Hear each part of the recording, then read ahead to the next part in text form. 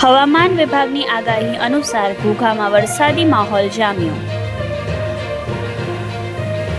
ઘોઘા શહેરમાં ધીમી ધારે વરસાદ શરૂ.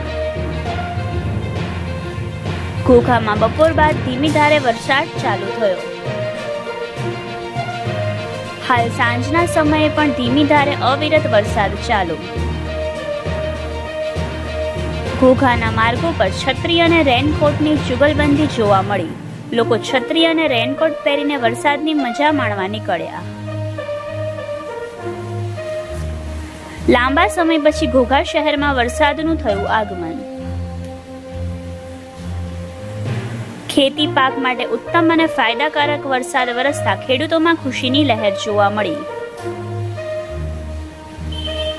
ચીફ એડિટર નીતિન મેર, યશ્વી ગુજરાત ન્યૂઝ, ઘોઘા.